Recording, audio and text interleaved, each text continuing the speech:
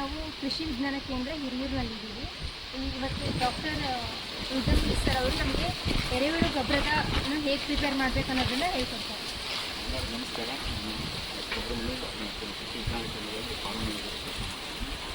ಇವತ್ತು ನಾವು ಎರೆಹುಳು ಗೊಬ್ಬರ ತಯಾರು ಮಾಡೋದು ಹೇಗೆ ಅಂತ ತಿಳ್ಕೊಳ್ಳೋಣ. ಸೊ ಇದು ಸುಮಾರು ಥರದ ವಿಧವಾದ ವಸ್ತುಗಳನ್ನ ಬಳಸ್ಕೊಂಡು ಸ್ಟ್ರಕ್ಚರ್ಸ್ ಮಾಡೋದಕ್ಕೆ ವಿವಿಧವಾದ ಬಳಕೆ ಮಾಡಿಕೊಂಡು ನಾವು ಮಾಡ್ಬೋದು. ಲೋ ಕಾಸ್ಟಲ್ಲಿ ಮಾಡ್ಬೋದು, ಸ್ವಲ್ಪ ಇಂಟು ಮೀಡಿಯಮ್ ಹೈ ಕಾಸ್ಟಲ್ಲಿ ಮಾಡಿಸ್ಬೋದು.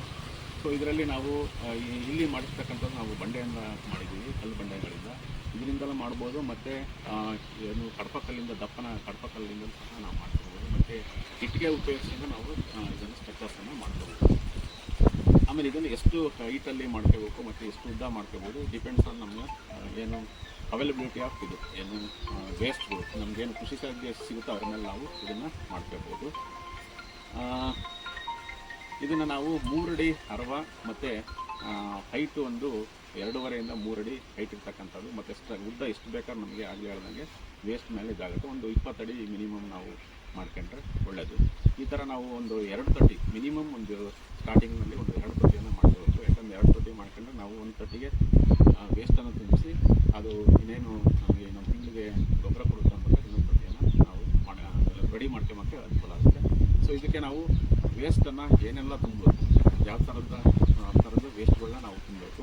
ಮತ್ತು ಇದರಲ್ಲಿ ಗಡಸು ವೇಸ್ಟ್ಗಳು ಬರ್ತವೆ, ಅದಕ್ಕಿಂತ ನೆಕ್ಸ್ಟು ಮೀಡಿಯಮ್, ಅದಕ್ಕಿಂತ ಸ್ವಲ್ಪ ಲಿಟ್ಲು ಕಡಿಮೆ ಇರ್ತಕ್ಕಂಥ ಗಡಸನ್ನ ಬರ್ತವೆ. ಆಮೇಲೆ ಫುಲ್ಲು ಸಾಫ್ಟ್ ಇರ್ತಕ್ಕಂಥವು ಮೆದು ಇರ್ತಕ್ಕಂಥ ವೇಸ್ಟ್ಗಳು ಸಹ ಸಿಗ್ತವೆ ನಮಗೆ. ಅದನ್ನು ನಾವು ನೋಡ್ಕೊಂಡು ಸ್ವಲ್ಪ ಗಡ್ಸಿರ್ತಕ್ಕಂಥ ಜಾಸ್ತಿ ಗಡ್ಸಿ, ಎಕ್ಸಾಂಪಲ್ ನಾವೇನು ಉದಾಹರಣೆಗೆ ಹೇಳ್ಬೇಕಂದ್ರೆ ನಾವು ಇದಿರ್ಬೋದು, ಯಾವುದೋ ಅಡಿಕೆ ಸಿಪ್ಪೆ ಇರ್ಬೋದು, ಅಥವಾ ಮೆಕ್ಕೆಜೋಳದ್ದು ದಂಟಿರ್ಬೋದು, ಮೆಕ್ಕೆಜೋಳದ್ದು ತೆನೆ ಇರ್ಬೋದು, ಏನು ಕಟಾವು ಆದಮೇಲೆ ಉಪಯೋಗಿಸ್ತಕ್ಕಂಥ ರಿಶಿಂಗ್ ಆಗಿರ್ತಕ್ಕಂಥದ್ದು ಅದು. ಆಮೇಲೆ ಇನ್ನು ಏನು ಕೋಕೋನಟ್ ಕಾಂಡ್ಸ್ ಅಂದರೆ ಈಗ ಏನು ತೆಂಗಿಂದು ಗರಿ ಇರ್ಬೋದು, ಆಮೇಲೆ ಅಡಿಕೆ ಗರಿ ಇರ್ಬೋದು, ಈ ಥರದ್ದು ವೇಸ್ಟನ್ನು ನಾವು ಚೆನ್ನಾಗಿ ನಾವು ಅದನ್ನು ಚಾಪ್ ಮಾಡಿ ಆ ಥರದ್ದು ಎಲ್ಲ ಫ್ರಾಂಡ್ಸ್ಗಳೆಲ್ಲ ಗರಿ ಸೋಲಿಗಳೆಲ್ಲ ಕ್ಲೀನಾಗಿ ನಾವು ಕಟ್ ಮಾಡಿ ವೇಸ್ಟನ್ನು ತುಂಬಬೇಕು. ಆ ಥರದ್ದು ಗಡ್ಸನ್ನು ತುಂಬಿ ನಾವು ಒಂದು ಅರ್ಧ ಅಡಿ ಅದನ್ನು ತುಂಬಿಟ್ಟು ಆಮೇಲೆ ಅದಕ್ಕೆ ನಾವು ನೀರನ್ನು ಹಾಕಬೇಕು, ಚೆನ್ನಾಗಿ ನೆನೆಯಂಗೆ ನೀರನ್ನು ಹಾಕಬೇಕು.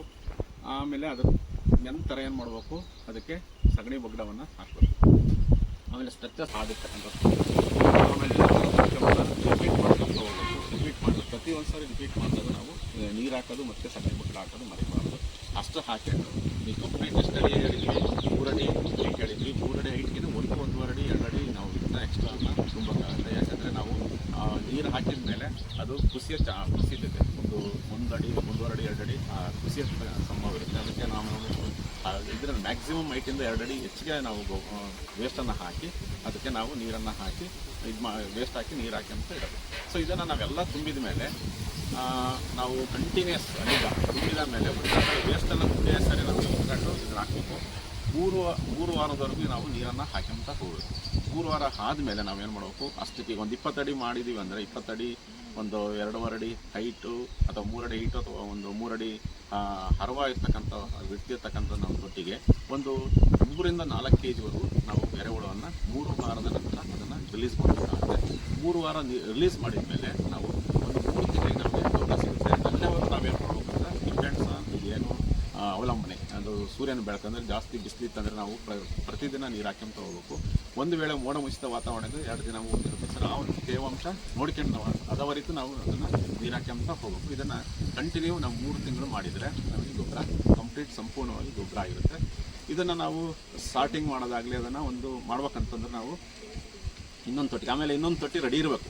2ನೇ ತೊಟ್ಟಿ ನಾವು ಹೇಳಿದ್ವಲ್ಲ, 2ನೇ ತೊಟ್ಟಿನೂ ಸಹ ರೆಡಿ ಇರಬೇಕು. 1 ತಿಂಗಳು ಮುಂಚೆ ನಾವು ಗೊಬ್ಬರ ಹಾಕೋಕ್ಕಿಂತ 1 ತಿಂಗಳು ಮುಂಚೆ ಅದು ತೊಟ್ಟಿ ರೆಡಿ ಇರಬೇಕು. ಸೊ ಆಮೇಲೆ ಅದನ್ನೆಲ್ಲ ನಾವು ಅದನ್ನು ಟ್ರಾನ್ಸ್ಫರ್ ಮಾಡ್ಬೇಕಂದ್ರೆ ನಾವೇನು ಮಾಡ್ಬೇಕು, ಅದನ್ನು ನೀರು ಹಾಕೋದನ್ನ ನಿಲ್ಲಿಸಿ ಆಮೇಲೆ ಟ್ರಾನ್ಸ್ಫರ್ ಮಾಡ್ಬೇಕು. ಎರೆಹುಳು ಘಟಕ ತಯಾರು ಮಾಡ್ಬೇಕಾದ್ರೆ ನಮಗೆ ಏನೇನು ತೊಂದರೆ ಬರುತ್ತೆ ಮತ್ತು ರೈತರು ಯಾವ ರೀತಿ ನಿವಾರಣೆ ಮಾಡ್ಬೋದು ಅದನ್ನು? ಇದಕ್ಕೆ ಎರೆಹುಳುವಿಗೆ ಶತ್ರುಗಳಂದರೆ ಇರುವೆ ಬರುತ್ತೆ. ಇರುವೆ ಅದು ಮಹಾಶತ್ರು, ಭಾಳ ಕಾಟ ಕೊಡ್ತಕ್ಕಂಥದ್ದು.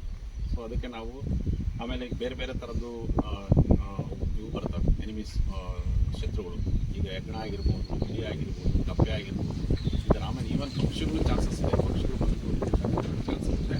ಸೊ ಇಷ್ಟು ನಮಗೆ ಶತ್ರುಗಳು ಇರ್ತವೆ. ಸೊ ನಾವು ಅದಕ್ಕೆ ಏನು ಮಾಡಬೇಕು, ಇಂಪಾರ್ಟೆಂಟ್ ಮಹಾಶತ್ರು ಅಂದರೆ ಇರುವೆ ನಮಗೆ. ಸೊ ಅದಕ್ಕೆ ನಾವೇನು ಮಾಡಬೇಕು, ತೊಟ್ಟಿ ಕಟ್ಟಿಸ್ಬೇಕಾದ್ರೆ, ತೊಟ್ಟಿ ನಿರ್ಮಾಣ ಮಾಡ್ಬೇಕಾದ್ರೆ ನಾವೇನು ಮಾಡಬೇಕು, ತೊಟ್ಟಿಯ ಸುತ್ತ ದೋಣಿಯನ್ನು ಸಿಮೆಂಟಿಂದ ದೋಣಿಯನ್ನು ನೀರು ನಿಲ್ಲುವಂಥ ದೋಣಿಯನ್ನು ಸ್ಟ್ರಕ್ಚರ್ಸನ್ನು ರಚನೆಯನ್ನು ಮಾಡಬೇಕಾಗುತ್ತೆ. ರಚನೆ ಮಾಡಿ ಅದಕ್ಕೆ ನೀರು ನಿಲ್ಲಂತೆ ನಾವು ಇಲ್ಲಿ ಇರುವೆಯನ್ನು ನಾವು ತಡಿಬೋದು.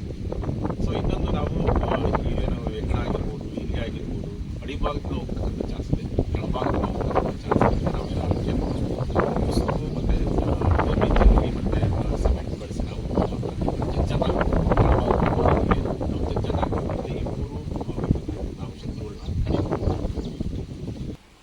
ಸರ್, ಈಗ ಕಾಂಪೋಸ್ಟಿಗೆ ಅದು ಬೂಸ್ಟ್ ಆಗಬೇಕಂತೇಳಿ ಯೂರಿಯೆಲ್ಲ ಸ್ಪ್ರೇ ಮಾಡ್ತಾರೆ ಸರ್. ಇದಕ್ಕೆ ಅದು ಸ್ಪ್ರೇ ಮಾಡ್ತೀವಿ ಆ ಥರ ರಾಸಾಯನಿಕ? ಇದಕ್ಕೆ ಏನು ಬೇಕಾಗಲ್ಲ. ನಾವು ಅದನ್ನು ಯಾವುದಕ್ಕೆ ಮಾಡ್ತೀವಿ ಅಂದರೆ ಕಾಂಪೋಸ್ಟ್ ಮಾಡ್ತೀವಲ್ಲ ಅದನ್ನು ಮಾಡ್ಬೋದು ನಾವು. ಇದನ್ನ ಮಾಡಿದ್ರೆ ಏನಾದರೂ ತೊಂದರೆ ಆಗುತ್ತೆ? ಅಲ್ಲ, ನಾವು ಇದನ್ನು ಆ್ಯಕ್ಚುಲಿ ಸಾವಯವ ಉಳಿಸ್ಕೋಬೇಕಂತ ಇದ್ರ ಎರೆಹುಳಿಗೆ ತೊಂದರೆ ಆಗುತ್ತೆ, ರಾಸಾಯನಿಕ ಅಲ್ಲ ಎರೆಹುಳಿಗೆ ತೊಂದರೆ ಆಗುತ್ತೆ. ಸೊ ಅದು ಮಾಡೋಕ್ಕಾಗಿಲ್ಲ.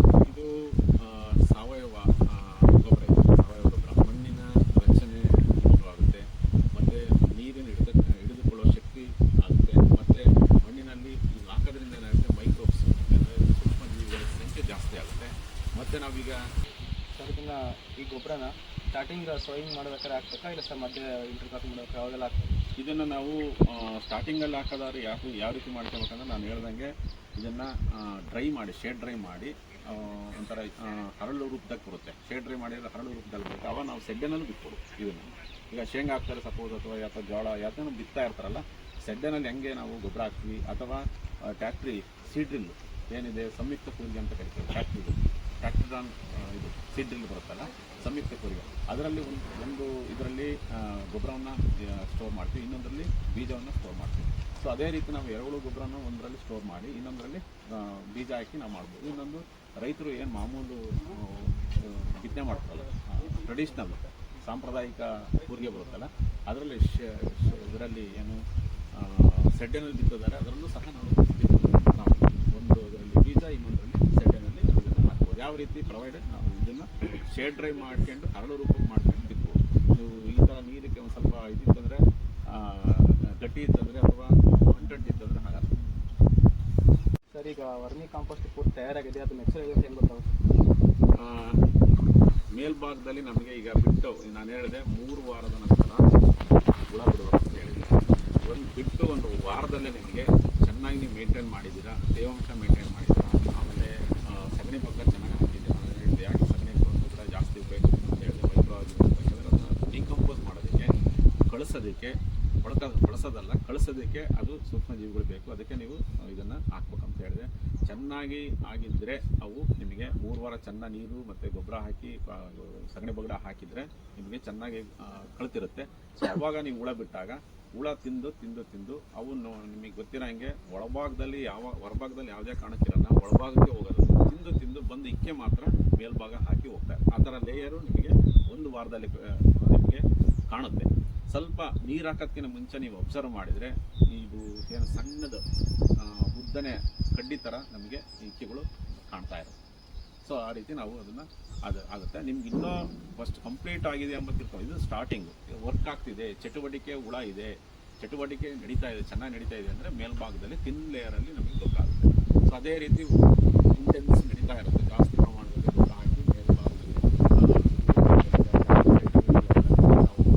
ಇದನ್ನು ನಾವು ಕಂಟಿನ್ಯೂಸ್ ಕ್ಲೀನಾಗಿ ಮೇಂಟೈನ್ ಮಾಡಿದ್ರೆ ಅಂದರೆ ಒಂದು 3 ತಿಂಗಳಲ್ಲಿ ನಮಗೆ ಕಂಪ್ಲೀಟ್ ಡೀಪಾಗಿ ಕೆಳಗಾಗುವುದು ಸಹ ಗೊಬ್ಬರ ಆಗುತ್ತೆ. ಸ್ವಲ್ಪ ನಾವೇನು ಮಾಡ್ಬೋದು, ಒಂದು ಗಡ್ಡೆಯನ್ನು ತಗೊಂಡು ಓಪನ್ ಮಾಡಿ ಅದನ್ನು ನಾವು ನೋಡಿ ಕನ್ಫರ್ಮ್ ಮಾಡ್ಬೋದು. ಈಗ ಆಲ್ರೆಡಿ 1 ಮಂತ್ ಆಗಿದೆ. ಈಗ ಹುಳ ಬಿಟ್ಟು 1 ಮಂತ್ ಆಗಿದೆ. ಮೇಲ್ಭಾಗದಲ್ಲೆಲ್ಲ ಆಲ್ಮೋಸ್ಟು ಗೊಬ್ಬರ ಹಾಕ್ತಾ ಇದೆ. ತಿನ್ ಲೇಯರಲ್ಲಿ ನಮಗೆ ಗೊಬ್ಬರ ಕಾಣ್ತಾ ಇದೆ. ಇನ್ನೊಂದು 2.5-3 ತಿಂಗಳಲ್ಲಿ ಸಂಪೂರ್ಣವಾಗಿ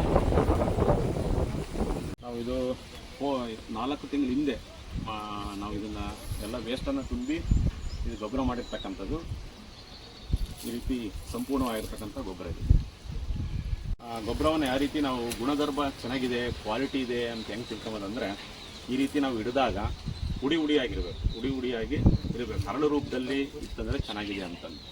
ಇಲ್ಲ ಅಂದರೆ ಏನಾಗುತ್ತೆ, ನಾವು ಈಗ ಕಮರ್ಷಿಯಲ್ ಏನೋ ಹೊರಗಡೆ ನಾವು ಏನೋ ಕೊಂಡ್ಕೋಬೇಕಾದ್ರೆ ಈ ರೀತಿ ಇತ್ತಂದ್ರೆ ತಾಳಿ, ಇಲ್ಲ ಅಂದರೆ ಏನಾಗುತ್ತೆ ಇದಕ್ಕೇನೋ ಒಂಥರ ಮಣ್ಣನ್ನು ಸೇರಿಸಿರ್ತಾರೆ ಉಂಡೆ ರೂಪದಲ್ಲಿ. ಅವಾಗ ಏನಾಗುತ್ತೆ ತೇವಾಂಶ ಇದ್ದಾಗ ಏನಾಗುತ್ತೆ ಉಂಡೆ ರೂಪದಲ್ಲಿ ಆಗಿರುತ್ತೆ. ಸೊ ಅದಕ್ಕೆ ಈ ರೀತಿ ಹುಡಿ ಇರ್ತಕ್ಕಂಥದ್ದು ಚೆನ್ನಾಗಿರುತ್ತೆ, ಉತ್ತಮ ದರ್ಜೆಯ ಒಂದು ಎರೆಹುಳು ಗೊಬ್ಬರ.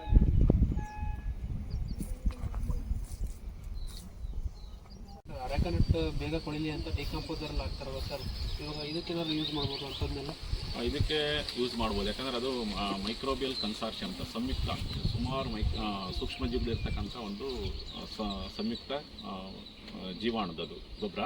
ಸೊ ಅದನ್ನು ಒಂದು ಇದರಲ್ಲಿ ಚಿಕ್ಕ ಪ್ರಮಾಣದಲ್ಲಿ ಒಂದು 100 ml ಅಲ್ಲಿ ಆ ಥರ ಸಿಗುತ್ತೆ, ಪ್ರಮಾಣದಲ್ಲಿ ಸಿಗುತ್ತೆ. ಸೊ ಅದನ್ನು ನಾವು ತಂದು ಇದಕ್ಕೆ ಹಾಕ್ಬೋದು, ಯಾಕಂದರೆ ಅದು ಮೈಕ್ರೋಬ್ಸ್. ಈಗ ನಾವೇನು ಸಗಣಿ ಬಗ್ಗಡ ಹಾಕಿ ಮೈಕ್ರೋಬ್ಸ್ ಡೆವಲಪ್ ಆಗಲಿ ಅಂತ ಈಗ ಆಲ್ರೆಡಿ ರೆಡಿ ಇರುತ್ತೆ, ಅದು ಮೈಕ್ರೋಬ್ಸ್ ರೆಡಿ ಇರುತ್ತೆ. ಸೊ ಇದು ಹಾಕೋದ್ರಿಂದ ಇನ್ನು ನಮಗೆ ಜಾಸ್ತಿ ಪ್ರಮಾಣದಲ್ಲಿ ಬೇಗ ಫಾಸ್ಟಾಗಿ ನಮಗೆ ಗೊಬ್ಬರ ಆಗೋಕ್ಕೆ ಅನುಕೂಲ ಮಾಡುತ್ತೆ. ಅದು ಡಿಕಂಪೋಸರ್ ಅಂತಾರೆ. ಸೊ ನಾವು ಅಲ್ಲಿವರೆಗೂ ವೆಯ್ಟ್ ಮಾಡೋದೇ ಬೇಕಾಗಿಲ್ಲ, ಇದು ಮೈಕ್ರೋಬ್ಸ್ ಎಲ್ಲ ಡೆವಲಪ್ ಆಗಿ ಅಲ್ಲಿವರೆಗೂ ವೆಯ್ಟ್ ಮಾಡೋದು ಬೇಕಾಗಿಲ್ಲ.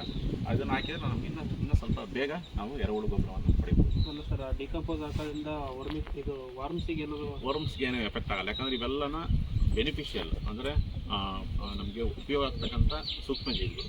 ಸೊ ಹಂಗಾಗಿ ಏನಾಗಲ್ಲ ಇದಕ್ಕೆ, ಅದರಲ್ಲೂ ಡೆವಲಪ್ ಆಗ್ತವೆ. ನಾವು ಸಗಣಿ ಬಗ್ಗಡದಲ್ಲೂ ಅದೇ ರೀತಿ ರೆಡಿ ಆಗ್ತವೆ. ಸೊ ಹಂಗಿದೆ ಅಂದರೆ ಆರ್ಟಿಫಿಷಿಯಲ್ ಆಲ್ರೆಡಿ ಡೆವಲಪ್ ಇರ್ತಕ್ಕಂಥದ್ದು ಲ್ಯಾಬಿಂದ ತಂದು ನಾವು ಬಿಡ್ತಕ್ಕಂಥದ್ದು. ಸರ್, ಇದು ಗೊಬ್ಬರ ತಯಾರು ಮಾಡೋಕ್ಕೆ ಎರೆಹುಳುಗಳನ್ನ ಎಲ್ಲಿಂದ ತರುತ್ತೆ? ಈಗ ಆಲ್ರೆಡಿ ಸುಮಾರು ಕಡೆ ಕೆಲವು ರೈತರು ಮಾಡ್ತಿದ್ದಾರೆ. ಅವ್ರ ಆಮೇಲೆ ಏನು ಪ್ರಗತಿಪರ ರೈತರು ಅಂತಿರ್ತಾರೆ, ಈ ಸಾವಯವ ಕೃಷಿ ಮಾಡ್ತಕ್ಕಂಥ ರೈತರಿದ್ದಾರೆ, ಅವರು ಇದನ್ನು ಒಂದು ಕೃಷಿಗಳನ್ನ ಮಾಡ್ಕೊಂಡು ಅವ್ರ ಗೊಬ್ಬರ ತಯಾರು ಮಾಡ್ತಿರ್ತಾರೆ. ಅಂಥದ್ರಲ್ಲಿ ತರಬಹುದು. ಇಲ್ಲ ಅಂದರೆ ಯೂನಿವರ್ಸಿಟಿನಲ್ಲಿ ಕೃಷಿ ವಿಶ್ವವಿದ್ಯಾಲಯ ಬೆಂಗಳೂರಲ್ಲಿ ಸಿಗುತ್ತೆ, ಕೃಷಿ ಶಿವಮೊಗ್ಗದಲ್ಲಿ ಸಿಗುತ್ತೆ. ಅದಾದಮೇಲೆ ಕೆಲವು ಸ್ಟೇಷನ್ ARSಗಳು, ಸಂಶೋಧನಾ ಕೇಂದ್ರಗಳು, ಆ ಥರದ ಇದರಲ್ಲಿ ನಮಗೆ, ಆಮೇಲೆ KVK ಕೃಷಿ ವಿಜ್ಞಾನ ಕೇಂದ್ರಗಳಲ್ಲಿ ಸಿಗುತ್ತೆ. ಸೊ ಅಲ್ಲಿ ನಾವು ತರ್ಬೋದು, ಹುಳವನ್ನು ತರ್ಬೋದು.